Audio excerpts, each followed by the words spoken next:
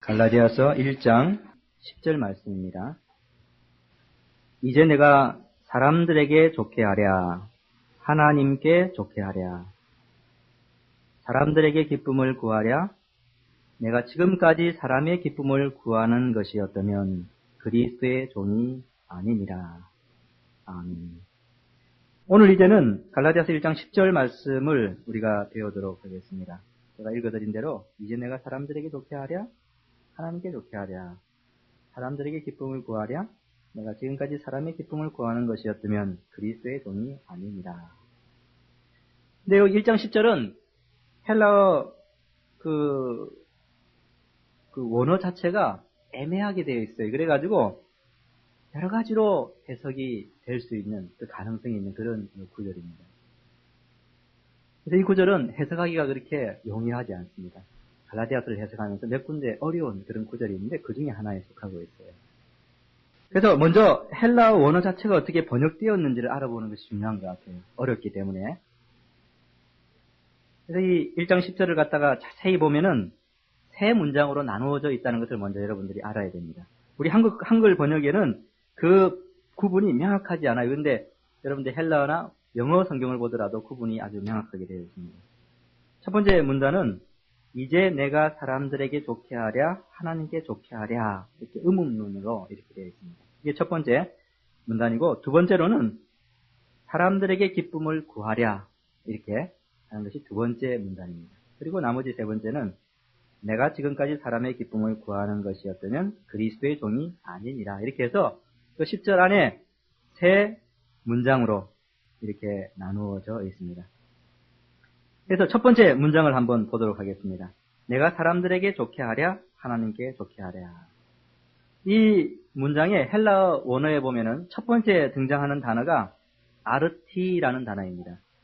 근데 이것은 문장 서두에 놓여서 강세를 가지고 있는 단어인데 뜻이 뭐냐면은 지금 또는 이제 이런 뜻입니다. 우리 한글 번역에 그대로 되어 있죠. 그죠? 이제, 그죠? 현재 이런 뜻입니다. 지금. 요게 이제 첫 번째 나오고, 두 번째로 나오는 단어가 가르라는 단어인데 원인과 이유를 보여주는 접속사이지만은 항상 이런 뜻으로 쓰여지는 것이 아니고 종종 참으로, 정말로 이런 뜻으로 쓰이기도 하는데 여기서는 원인과 이유보다도 이 참으로, 정말로 하는 그런 뜻으로 이렇게 쓰여져 있습니다. 그런데 우리 한글 번역에는 없죠, 그죠? 그래 빠져 있어요. 이게 헬라 원어에 있는 이 단어가 빠져 있습니다. 지금, 이제, 참으로. 세 번째 나오는 단어는 안드로푸스 이런 헬라어 단어인데 이것은 이 목적어 복수입니다. 사람들, 관사가 없이 쓰이기 때문에 일반적인 누구나 다 해당되는 사람 이런 뜻입니다. 안드로푸스. 그 다음 네 번째는 페이퍼라는 단어인데 이 단어가 이제 이 관심을 좀 많이 가지고 봐야 될 단어입니다. 이 말은 여러 가지 의미로 뜻을 가지고 있는 단어인데 설득시키다 이런 뜻이 있고 믿게 하다, 감정을 풀어주다, 잠잠케 하다, 신뢰하다, 화해시키다 이런 다양한 뜻이 있어요. 그런데 킹 제임스 영어 버전은 설득시키다라는 요 의미를 갖다가 그대로 가져와서 persuade라는 영어 단어를 썼어요. 그래서 영어에 보면 이제 Do I now persuade men? 이런 식으로 persuade, 설득시키다는 그런 뜻을 쓰고 있습니다. 그런데 이 문장에서는 감정을 풀어주다 그런 이제 의미가 강하게 돼도 되고, 그래서 호의를 산다, 누구누구의 호의를 산다 이런 거 있죠. 누구누구를 호의를 사는 거니까 누구를 기쁘게 한다 이런 뜻도 되죠. 그런 맥락의 이런 의미를 가지고 있는 단어입니다. 그래서 내가 누구의 호의를 산다, 또는 내가 누구를 기쁘게 한다. 그런 단어로 이제 페이퍼라는 게 이렇게 있고, 그 다음에 다섯 번째 단어가 해라는 이런 단어인데 이것은 뭐 혹은 그렇지 않으면은 이런 이제 접속사입니다. 영어의 or 이런 불변사죠. 여섯 번째는 톤이라는 정관사가 나오고 그라는 이 정관사가 나오고, 일곱 번째 마지막으로 대원 하나님을 이렇게 나오고 있어요. 그게 이제 첫 번째 문장인 것입니다. 그래서 첫 번째 문장을 이렇게 여러분들이 보면은 그대로 번역을 해보면은 지금 참으로 내가 사람들을 기쁘게 하랴, 아니면 또는 혹은 하나님을 기쁘게 하랴. 이렇게 번역이 되는 것입니다. 우리 한글 번역은 이제 내가 사람들에게 좋게 하랴, 하나님께 좋게 하랴 이렇게 되어 있죠. 그죠? 근데 그것을 정확한 의미로 풀이하자면은 지금 내가 참으로 사람들을 기쁘게 하랴 아니면 하나님을 기쁘게 하랴. 또 다르게 하면은 지금 내가 참으로 사람들의 호의를 사겠느냐 아니면 하나님의 호의를 사겠느냐. 이런 뜻으로 이어진 것입니다. 근데 요 내용은 두 번째 문장에서는 조금 더 축약돼 가지고 결국은 같은 뜻인데 같은 의미로 이제 이렇게 되는데 두 번째 문장을 한번 보기 바랍니다. 사람들에게 기쁨을 구하랴 이렇게 되어 있죠. 그죠? 여기서 첫 번째 등장하는 단어는 한글 번역이 없어요. 혹은 그렇지 않으면 이런 단어가 들어가 있습니다. 혹은 그렇지 않으면. 영어 번역에는 있습니다. 영어 번역에는 or 이렇게 해가지고 또는 이런 식으로 되어 있어요. 그러니까 질문을 하는데 그러니까 이런 질문을 던지고 또는 이런 질문을 던지고 할 때 이렇게 이제 되는데 첫 번째 이런 혹은 그렇지 않으면 이런 의미가 들어가 있습니다. 그 다음에 두 번째 나오는 단어가 제토라는 헬라어인데 이것은 1인칭 단수로서 내가 찾으랴, 내가 찾아다니랴, 내가 애쓰랴, 내가 바라랴 이런 뜻이 있어요. 애쓰고 수고하면서 뭘 찾는 거 있죠, 그죠? 그런 것을 뜻하는 것입니다. 그리고 세 번째는 안드로포이스, 역격으로 사람들에게 복수, 사람들에게 역격으로 쓰여졌고 네 번째는 이제 아페르케인 이래가지고 아페르코의 부정사인데 뜻은 기쁘게 하다 이런 뜻입니다. 기쁘게 하다.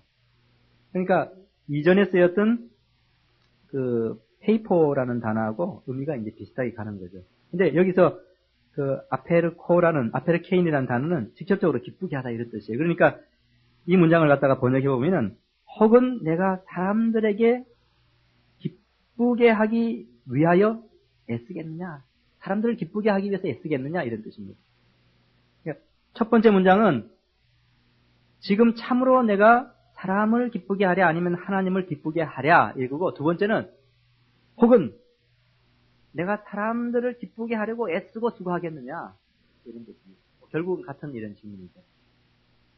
그 다음에 세 번째 문장을 가보면은 내가 지금까지 사람의 기쁨을 구하는 것이었다면 그리스도의 종이 아닙니다. 이렇게 되어 있습니다. 첫 번째 여기서 나오는 단어는 A라는 접속사인데 이게 만약 이런 뜻인데 우리 한글 번역에 없어요. 한글 번역에 없기 때문에 문장이 이렇게 조금 애매모호한데 영어 번역에는 분명히 있습니다. 만약 이런 뜻입니다.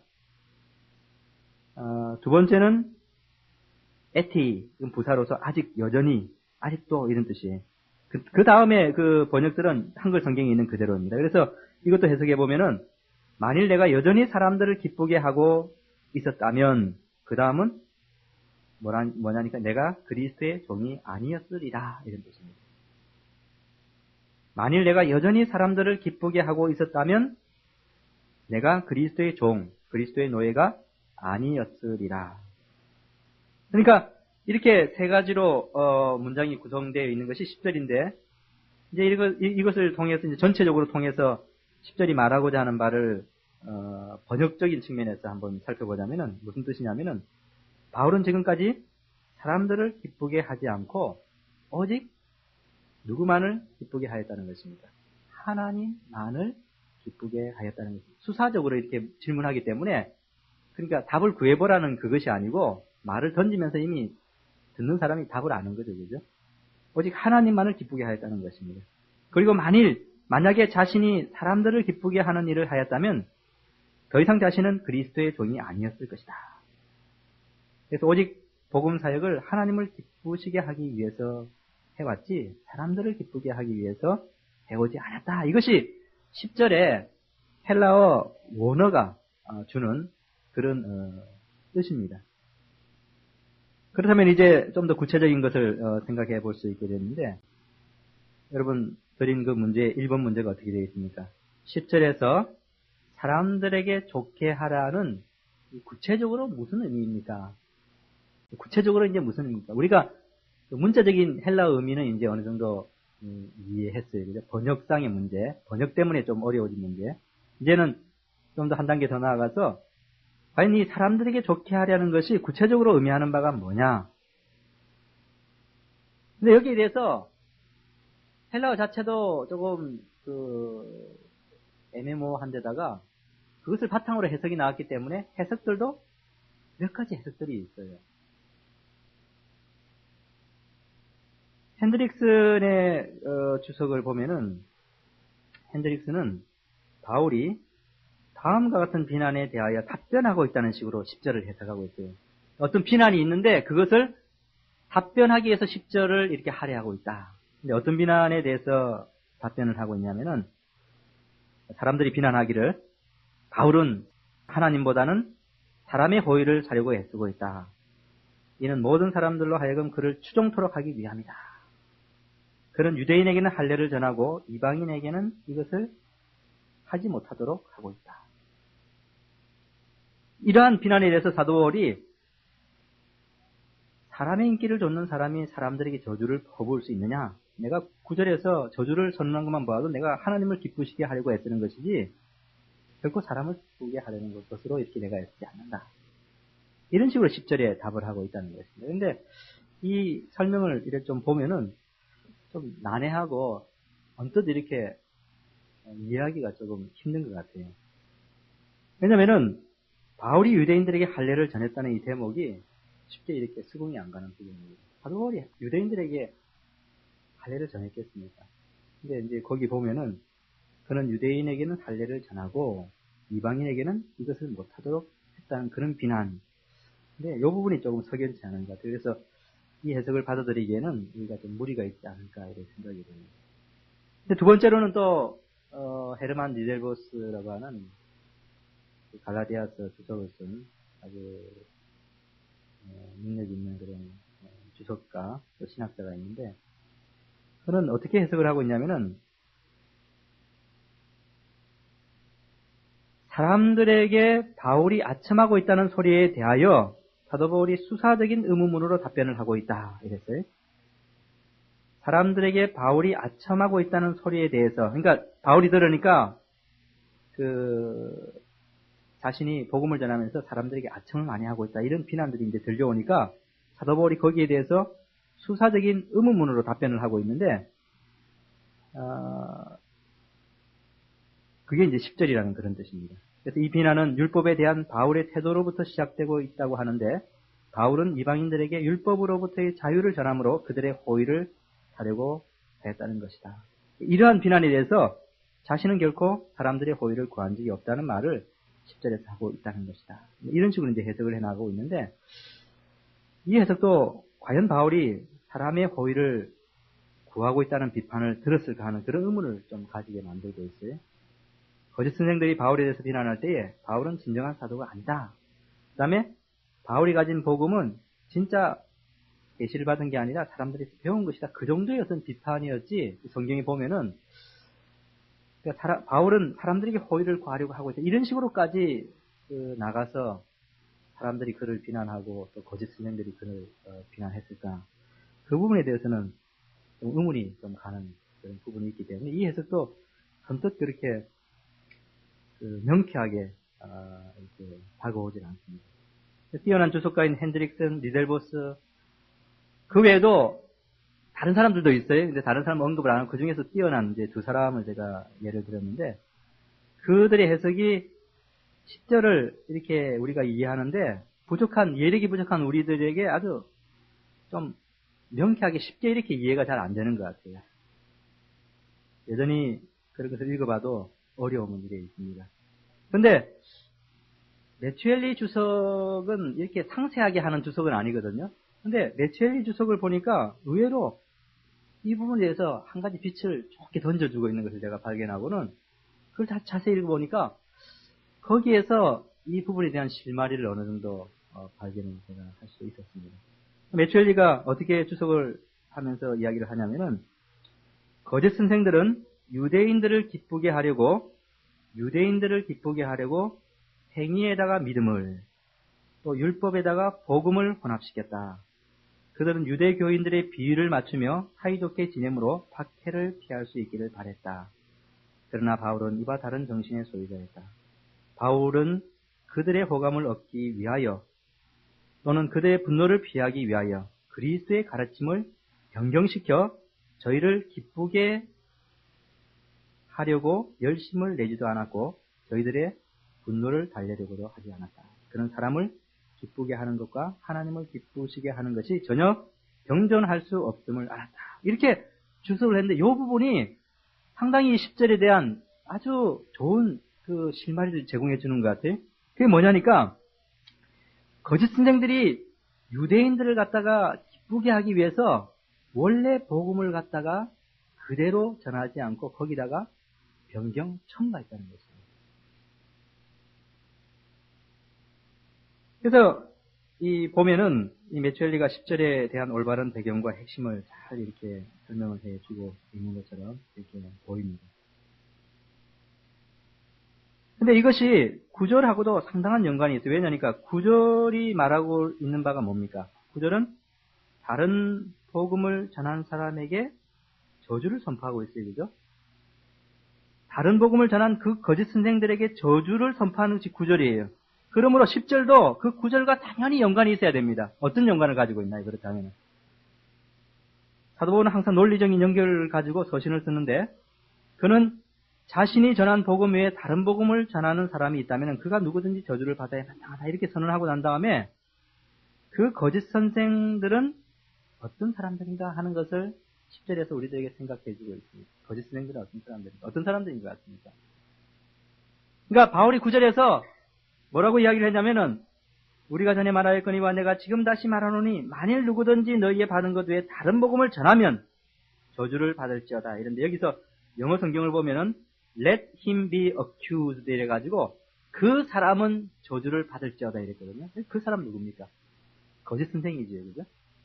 그리고 난 다음에 10절로 넘어와가지고 그 거짓 선생들이 과연 어떤 존재들인가 이렇게 생각나게 해주는데 그 사람들은 어떤 사람들입니까?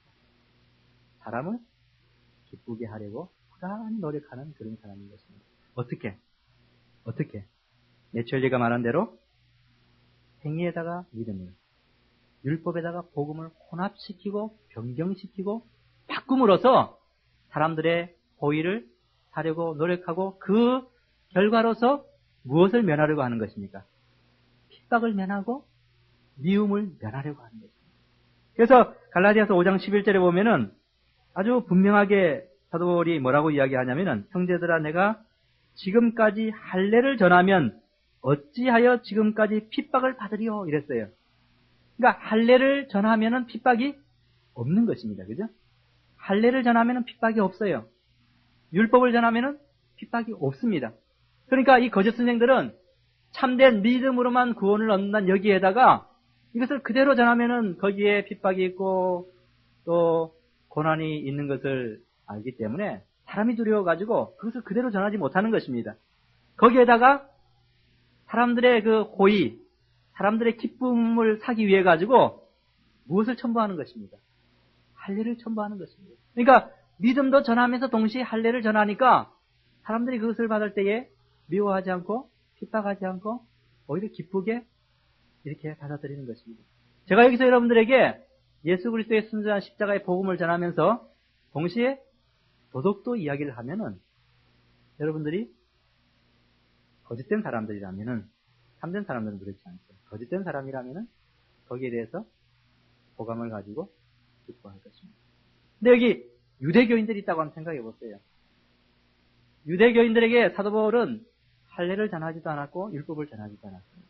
오직 십자가에 달려 돌아가신 예수 그리스도를 전했어요. 그러니까 고린도전서에 있는 말씀처럼 십자가의 그리스도가 유대인들에게는 거치는 것이 됐어요. 거치는 것. 그들을 성나게 하고 화나게 만들고 미움을 일으키게 만드는 그런 것이 되었거든요. 바울이 할례와 율법이 없는 순수한 복음을 전했을 때 그랬어요. 그런데 이 거짓 선생들은 그것을 피하고자 다니는 어떻게 해요? 순수한 복음에다가 다른 것을 첨부시켰는데 궁극적으로는 복음을 왜곡시키고 복음을 변경시킨 것이죠.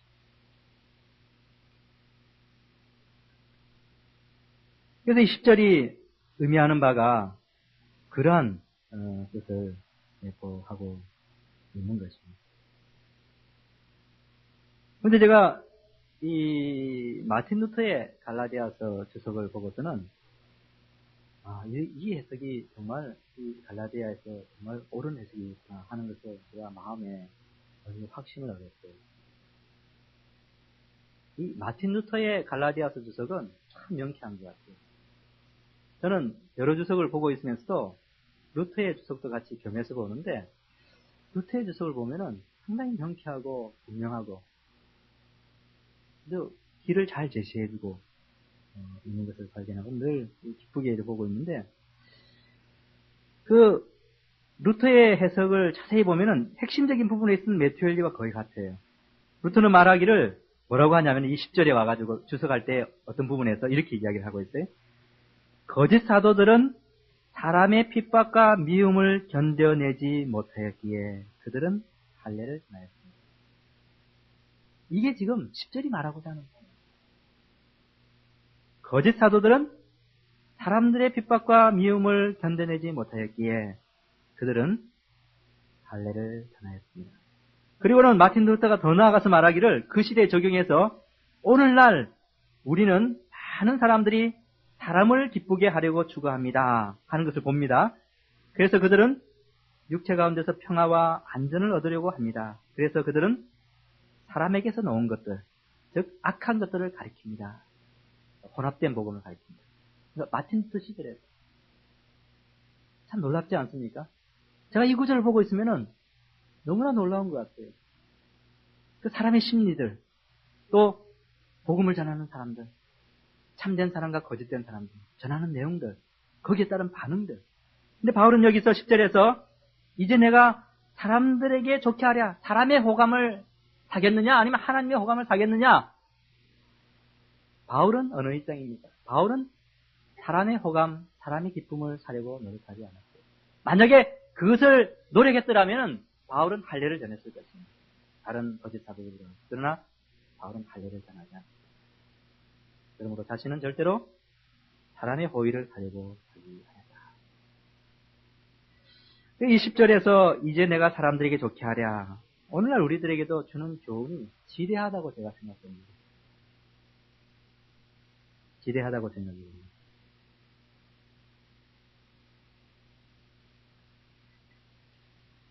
여러분들이 사람의 비위를 맞추고 그들의 호의를 구하고 기쁨을 구하려고 하면 여러분들은 성경에 나오는 참된 복음을 반드시 변경시켜야 됩니다. 반드시 변경시켜야 됩니다. 여러분들이 사람들에게 대중적인 인기를 끌려고 한다면 반드시 그 복음을 변경시켜야 됩니다. 여러분 자신이 박수갈채를 받고 싶고 여러분 자신이 야, 이 사람 대단하다 이런 식으로 환호를 얻고자 한다면 참된 복음을 변경시켜야 되는 것입니다. 그러나 여러분들이 참된 복음을 그대로 세상에 전파하면은 반드시 거기에 핍박이 오고 고난이 오고 미움이 오고 어려움이 닥칩니다. 그러나 그 복음을 통해서 믿은 사람들은 여러분에게 박수갈채를 보내는 것이 아니라 하나님께 영광을 돌려주는 것입니다. 사람을 섬기는 사람들이 아닙니다. 예수님께서도 이 땅에 계시는 동안에 참된 복음을 많은 사람들에게 전했을 때에 유대인으로부터 얼마나 많은 핍박과 고난을 당했어요. 미움을 당했어요. 제자들도 어떻습니까? 여러분들이 복음서와 사도행전을 보면은 참된 복음을 전한 사람들이 얼마나 많은 고난과 어려움을 당했는지 금방 알 수 있을 것입니다. 그런데 그러한 고난과 핍박을 면하고자 하면은 성경에 나오는 복음 내용을 바꿔야 돼요. 그대로 전하면 절대 되지 않습니다. 그러니까 오늘날에도 우리에게 주는 교훈이 얼마나 큰지 몰라요. 정직하게 복음을 전하면 사람들에게 반드시 미움과 핍박과 고난을 받습니다. 마틴 루터가 말하기를 우리는 사람의 교리로서, 여기 사람의 교리라는 게 거의 말해서 지금 변경된 복음, 다른 복음이죠. 사람의 교리로서 사람들의 관심을 사려고 하지 말아야 합니다. 왜냐하면 모든 사람들이 본성적으로 악하고 진노의 자녀들이기 때문에 그렇습니다. 마틴 루터가 얼마나 정확하게 잘 이야기합니까? 사람들에게 당신들은 본성상 악하고 진노의 자녀입니다 이러면은 그 사람들이 전하는 사람에게 호의를 갖겠어요? 다른 사람이 다닙니다. 내가 악하다고? 내가 진노의 자녀라고 하면서 아마 돌을 잡아낼 거예요. 그러나 루터는 여러분들이 사람의 교리로서 사람들의 관심을 살고 하지 말아야 되는데, 이것은 우리가 전해야 될 복음의 핵심이라는 것은 모든 사람이 본성적으로 악하고 진노의 자녀들이기 때문에 그렇습니다. 그리고 계속 이야기하기를 우리들은 인간의 자유의지와 그의 능력, 지혜, 의, 그러니까 사람들의 지혜나 의, 그리고 모든 종교적인 것들을 다 정죄해야 합니다. 이랬어요. 다 정죄해야 합니다. 우리 안에는 은혜를 받을 가치가 아무것도 없습니다. 우리 안에는 죄의 용서를 받을 만한 아무런 자격이 있는 것도 아닙니다. 우리는 오직 하나님의 자유롭게 주시는 은혜, 그리스도 때문에 주시는 그 은혜로서만이 구원 얻을 수 있음을 설교해야 됩니다. 그러나 이것은 세상이나 사람들의 호의와 관심을 구하는 것이 아닙니다. 만약에 우리가 사람이나 그들이 지닌 영광에 대해서 반대하는 말을 하고 정죄를 한다면 우리에게는 잔인한 미움과 핍박들, 출교들, 살인 당하는 것, 정죄만이 따라올 것입니다. 이렇게 이야기하고 있습니다.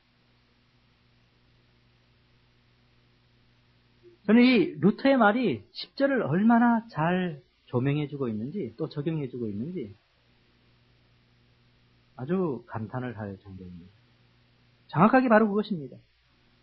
10절에서 말하기를 바울이 갈라디아서 5장 11절에서 말한 것처럼 형제들아 지금까지 내가 할례를 전하면 어찌하여 지금까지 핍박을 받으리요.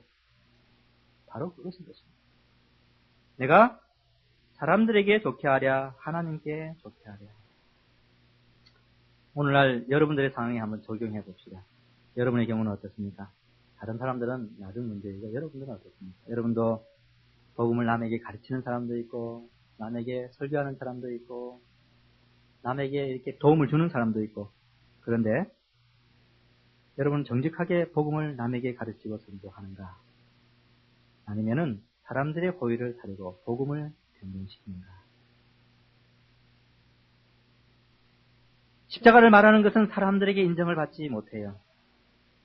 고린도전서 1장 23절에 말한 것처럼 우리는 십자가에 못 박힌 그리스도를 전하니 유대인에게는 꺼리끼는 것이요 이방인에게는 미련한 것이로되.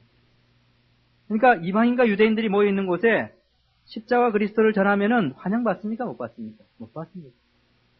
기뻐합니까? 그들이? 기뻐하지 않습니다. 얼굴살 찌푸립니다. 얼굴이 굳어져요.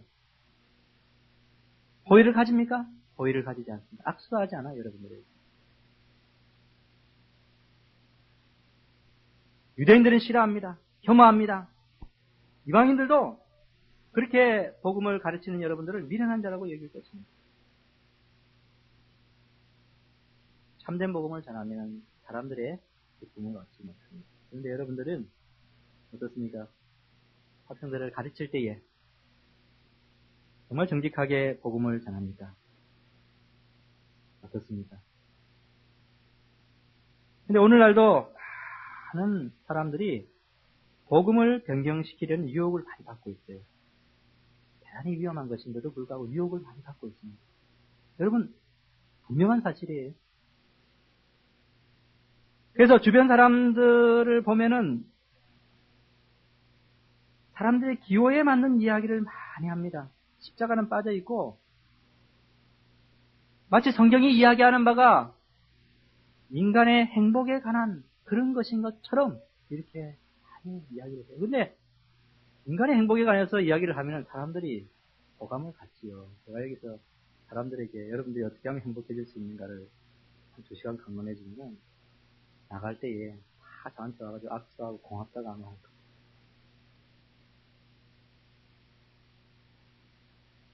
행복에 대한 세미나가 얼마나 많이 있어요.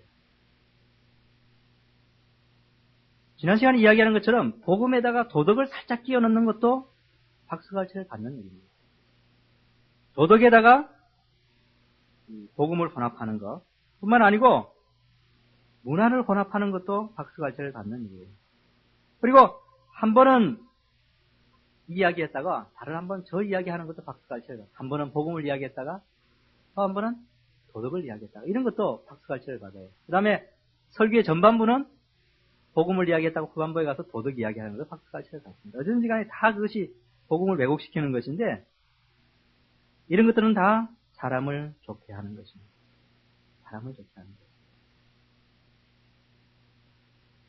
그리고 십자가의 복음이라는 게 뭡니까, 여러분? 여러분들이 성경을 자세히 보면은 십자가가 전파된다는 것은 전제적으로 우리 인간들이 아담의 타락과 원죄를 지고 태어났기 때문에 할 수 없는 존재라는 거예요. 불가능한 존재라는 것입니다. 여러분은 100년, 1000년을 노력해도 안 된다는 것이에요. 1000만 년을 노력해도 불가능하다는 것입니다. 여러분의 그 상태로는 1000만 년을 노력하고 고행을 하고 수행을 하고 노력을 해도 절대 천국에 들어갈 수 없는 불구의 존재라는 것이에요. 마음이 사악하다는 것이에요. 로마서 3장 10절 보십시오. 의인은 없나니 하나도 없다. 그리고 난 다음에 그 다음부터 나오는 시편을 인용한 사도 바울의 그 말이 인간의 전적인 타락을 다 말해주고 있지 않습니까? 피 흘리는데 빠른 발, 복사의 독이 있는 혀, 그것을 인간 존재로 묘사하고 있습니다. 그러니까 십자가를 전한다는 것은 인간의 실존을 그와 같이 먼저 전제하기 때문에 그것을 듣는 사람들이 대단히 불쾌할 수 있습니다. 대단히 불쾌할 수 있어요. 그러나 그것의 의미를 진정 깨닫고 자기 자신을 알고 그리스도의 십자가를 받아들이는 사람은 거기 놀라운 구원이 있습니다. 그것이 전제되었고요. 그러나 변경된 복음은 어떻습니까? 변경된 복음은 성경이 말하고 있는 인간의 전적 타락이라든지 불구라든지 무능이라든지 그래서 십자가만을 붙들어야 되고 오직 하나님만을 의뢰해야 되고 오직 하나님이 거저주시는 은혜만을 붙들어야 되는 그런 존재인 것에 대해서 이야기를 하지 않아요. 변경된 복음이라는 것은 사람의 호의와 한심을 사기 때문에 You can do it. 당신은 할 수 있습니다.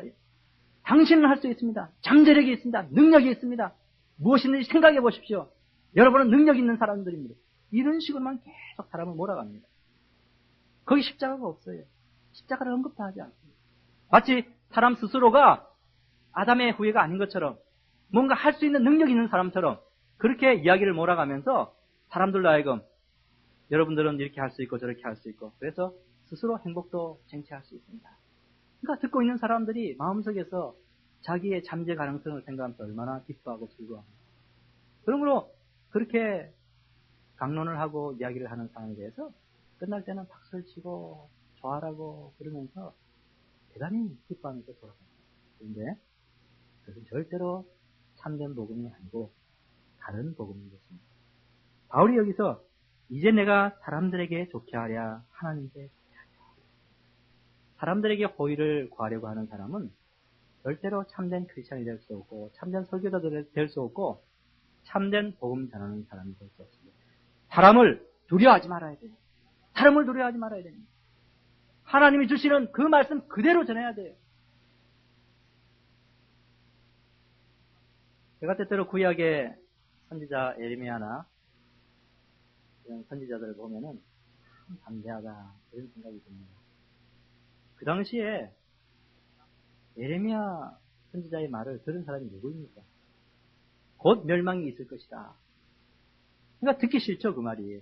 곧 멸망이 있을 것이다. 너희들은 죄인이기 때문에 곧 멸망. 너희들은 얼마나 많은 죄를 하나님과 쓰였는가. 곧 멸망이 닥칠 것이다. 이랬는데 다른 선지자들은 그런 것이 없을 것이다. 평안할 것이다. 그러니까 백성들이 거짓 선지자들의 말에 다 호감을 가지고 좋아하고 이랬지만은 예레미야 선지자에 대해서는 다 죽이려고 하고 다 미워하고 그래서 예레미야 선지자가 눈물의 선지자로서 얼마나 많은 고난을 받았어요. 근데 에레미야 선지자가 전한 것은 사람들에게 너희들의 죄로 인해서 너희들이 곧 멸망할 것이다. 도로잡혀갈 것이다. 거짓 선지자들은 그런 일이 없을 것이다. 그걸. 근데 조나단 에드워드의 설교를 분석해 보더라도 그렇고 조지 휠드의 설교를 분석해 보더라도 그렇고 참되게 성경을 잘 강론한 사람들은 무서울이 많지 하나님의 심판에 대해서 이야기를 하고 있고 죄에 대해서 이야기를 하고 있고 만약에 본성상 그대로 있으면 여러분들은 영원히 멸망받을 수 없습니다. 뿐만 아니고 그것을 이야기하면서 오직 여러분이 살아날 수 있는 길은 하나님께서 보내어주신 예수 그리스도 그분을 붙잡는 길밖에 없다. 이와 같이 아주 강력하게 이야기를 하고 있어요. 근데 오늘날 사람의 호의를 사고자 하는 사람은 그런 부분들은 다 빼버립니다. 죄에 대해서 이야기하면 사람들이 싫어하니까 뺍니다. 빼요. 오직 그리스도만을 통한 구원에 대해서도 사람이 능력이 좀 있는데 하면서 뺍니다. 모든 것들은 다 사람을 좋게 하려고 하는 그런 시도에 불과한 것입니다. 이제 두 번째 문제 보시면은 10절에서 하나님께 좋게 하랴. 이것은 도대체 무슨 뜻인가? 이제 내가 사람들에게 좋게 하랴? 하나님께 좋게 하랴. 그러니까 하나님께 좋게 하랴 이 말은 하나님의 호의와 기쁨을 구하랴. 하나님이 기뻐하시는 그런 쪽으로 가겠느냐 이런 뜻이죠. 그죠? 제가 여러분들에게 하나 질문하겠습니다. 하나님은 언제 가장 기뻐하십니까?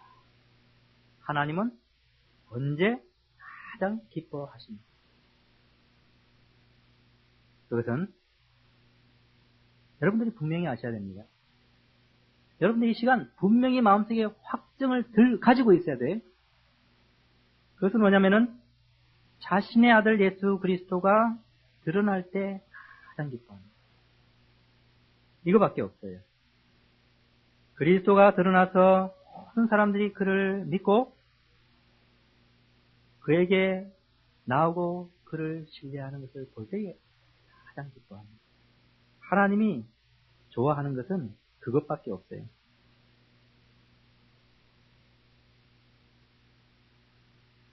하나님이 가장 싫어하는 것은 무엇일까요?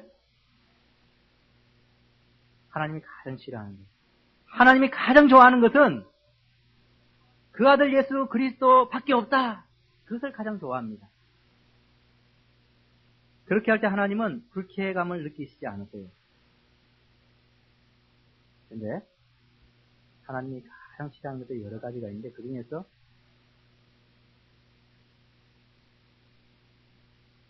도덕적인 것을 이야기하면 하나님이 가장 싫어하십니다. 여기서 도덕이나 다른 것도 있지만은 다 빼고 도덕을 이야기하면은 가장 하나님이 싫어하세요. 왜 싫어할까요? 왜 여기서 도덕을 말하면 싫어할까요?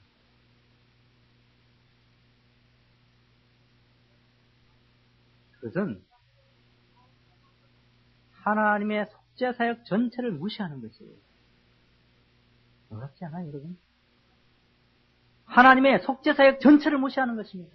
그러니까 하나님은 그의 아들 예수 그리스도를 이 땅에 보내주셨을 때에 분명히 우리 인간의 실존에 대해서 다 알고 너희들은 절대 불구의 존재이고 내 아들 예수 그리스도를 통하지 않고서는 절대로 구원을 얻을 수 없다. 그러므로 내가 내 아들 예수 그리스도 가장 사랑하지만은 이 땅에 보내어서 십자가의 고난을 통해서 너희들을 구원할 것이다. 이렇게 하나님께서 계획하시고 보내셨습니다. 그런데 도덕을 이야기하고 그리스도를 빼는 사람은 무슨 말을 하나님께 대해서 하고 있는 것과 같냐면은 하나님, 우리 인간 스스로 할 수 있는데 왜 당신은 아들 예수 그리스도를 이 땅에 보내셨습니까? 이 말과 똑같은 것이에요. 여기서 강단에서 도덕을 외치면 외칠수록 하나님을 향해서 항변하는 것과 같은 것입니다. 우리 스스로 구원할 수 있는데 왜 하나님은 이 땅에 아들 예수 그리스도를 보내셨나요? 우리는 필요 없습니다. 그러니까 복음 전하는 사람이 여기서 율법을 전하고 할례를 전하고 도덕을 전하면 전할수록 하나님은 굉장히 불쾌하게 생각하시고 그 사람을 마지막 순간에 그대로 두지 않을 것입니다. 마지막 순간에 그대로 두지 않을 것입니다. 그 사람 인생이 끝나는 순간에 그 사람 무서운 하나님을 대면해야 되거든요. 평생 하나님을 무시하고 살았거든요. 성경에 보면은 너희 인간들은 불가능하다. 오직 예수 그리스도만이 너희들을 구원했다. 이렇게 그리스도를 보냈는데 피조물인 우리 인간이 감히 그 모든 하나님의 속죄 사역에 대해서 다 일순간에 날려버리고 거부하고 부정하고 우리 스스로 할 수 있습니다. We can do it. 얼마나 하나님께서 불쾌하게 생각할까? 여러분, 의사가 어떤 환자가 제일 싫은지 아세요? 저는 의사가 아니라서 그런 감정을 느껴본 적이 없지만은 제가 추측컨대 의사가 제일 싫어하는 환자는 의사가 하라는 대로 하지 않는 사람. 그런 환자를 제일 싫어할 것 같아요. 당신은 3일 입원해서 이런 약을 먹고 이렇게 해야 된다 이랬는데, 하루 만에 벌떡 일어나가지고, 선생님, 제가 지금 기운이 이제 차려지니까 약도 필요 없고, 지금 퇴원해야 되겠구나 하고, 그냥 당신은 이게 아직 다 나은 것이 아니고, 이틀 정도 더 있어서 약을 계속 먹어야지 어느 정도 차도가 있고 이런데, 본인은 지금 당장 기분 보니까 낫는다고 하면서 일어나가지고 퇴원하려고 그러고, 이러면은 그 의사가 얼마나 그런 환자가 싫겠어요. 의사는 다 알잖아요. 그 환자의 상태에 대해서. 그래서 이 사람은 정확히 어느 정도 이렇게 해야지 나을 것이 아닌데, 자기 자신의 상태를 모르고 자기 마음대로 판단하면서 하는 사람이 얼마나 싫겠습니까? 하나님도 우리 인간의 처지를 너무나 잘 아시고 정확히 아셨기 때문에 독생자 예수 그리스도를 땅에 보내주셨습니다. 그분을 통해서만이 구원을 할 수 있는 길을 열어주셨는데, 인간이 스스로 나와가지고 하나님, 저는 다른 길로 구원을 할 수 있는 방법이 없습니다. 이러면서 하나님 앞에 다 생각 없을 것 같아요. 그러니까 하나님께서 그런 사람이 얼마나 싫고 또 불쾌하겠습니까? 하나님을 좋게 하는 것이 무엇일까요? 하나님을 기쁘시게 하고 하나님의 호감을 살려면, 호의를 살려면 어떻게 해야 될까요? 오직 믿음으로만 의롭게 되는 것을 전해야 되는 것입니다. 오직 믿음으로만 의롭게 되는 것을 전해야 됩니다. 루터의 말대로 인간의 무능을 전하고 본질상 진노의 자녀고 지옥에 갈 수밖에 없고 죄의 노예들이고, 그런데 오직 하나님의 긍휼과 자비로 그리스도가 이 땅에 오셨으니 그분을 믿음으로 이렇게 될 수 있다. 이것을 전할 때에 하나님이 가장 기뻐하시는 것입니다. 이제 마지막 세 번째 문제를 보시면은, 왜 사람의 기쁨을 구하면 더 이상 그리스도의 종이 아닙니까? 이렇습니다. 우리가 사람들에게 좋게 하랴 하나님께 좋게 하랴, 그 부분을 여러 시간 동안 숙고해봤습니다. 이제 마지막으로 사도 바울이 내가 지금까지 사람의 기쁨을 구하는 것이었다면 그리스도의 종이 아닙니다. 이랬습니다. 여기서 나온 문제인데, 왜 사람의 기쁨을 구하면 더 이상 그리스도의 종이 아닙니까? 이것은 아주 답이 쉽습니다. 왜냐면은 노예라고 하는 것은 주인이 하라고 하는 것만 그대로 하는 자이기 때문에 그렇습니다. 그러니까 그리스도의 종, 그리스도의 노예라고 하는 것은 그리스도가 하라고 하는 것을 그대로 하는 자이기 때문에, 사람의 기쁨을 구하는 그런 복음 전도자라면은 복음을 변경시켜서 참된 복음을 전하지 못하기 때문에 궁극적으로 그리스도의 노예라 이렇게 말할 자격이 없는 것입니다. 사람의 호의를 구하는 사람은 절대로 참된 그리스도의 복음 설교자가 될 수도 없고 그리스도인이 될 수도 없습니다. 그러니까 하나님께서 하라고 한 것만 말하는 자가 참된 그리스도의 종인 것입니다. 자기의 견해를 붙이고 의견을 붙이고 다른 것들을 붙이면은 더 이상 그리스도의 노예가 아닌 것입니다. 자기가 하고 싶은 말을 하면은 더 이상 그리스도의 종이 아니에요. 그리스도의 종이라는 것은 그리스도께서 하라고 한 말을 그대로 하는 것입니다.